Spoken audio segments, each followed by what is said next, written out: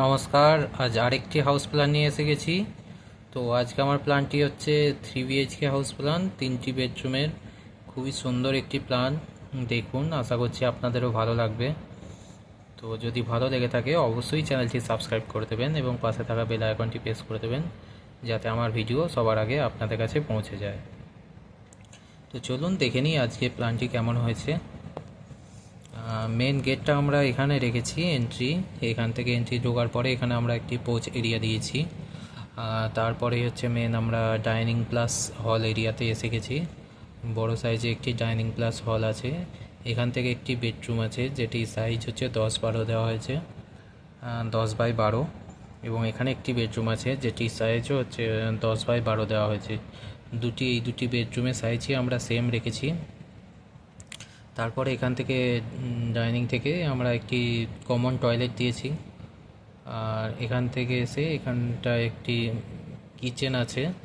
আর এখানে আমরা সিঁড়িটা দিচ্ছি, সিঁড়ি আপ এদিকে উঠে যাচ্ছে এবং এই সাইডটা কিচেনটা রেখেছি। এখানটাও একটি বড় জায়গা আছে, চাইলে আপনারা এখানটাও ডাইনিং হিসেবে ব্যবহার করতে পারেন এবং এখানটা লিভিং হল হিসেবে ব্যবহার করতে পারেন। তারপরে এখানে আরেকটি বেডরুম আছে, যেটি হচ্ছে আমাদের মাস্টার বেডরুম। এই বেডরুমটির সঙ্গে আমরা একটি অ্যাটাচ টয়লেট দিয়েছি।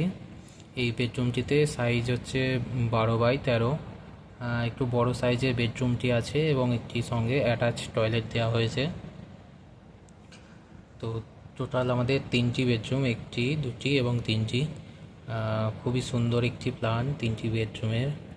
সিঁড়ি, কিচেন, ডাইনিং, এখানে পোচ এরিয়াও আছে।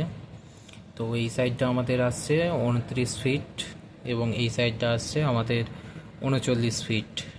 টোটাল আমাদের এই পুরো প্ল্যানটি হয়েছে 1131 স্কোয়ার ফিট এরিয়ার মধ্যে পুরো প্ল্যানটি করা হয়েছে। এবং এই পুরো প্ল্যানটির মধ্যে আমরা টোটাল 14টি কলম দিয়েছি।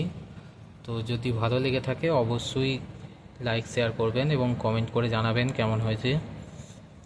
এবং যদি কাউরি প্ল্যান নেওয়ার প্রয়োজন হয় তো আমার সঙ্গে কন্ট্যাক্ট করতে পারেন। ধন্যবাদ।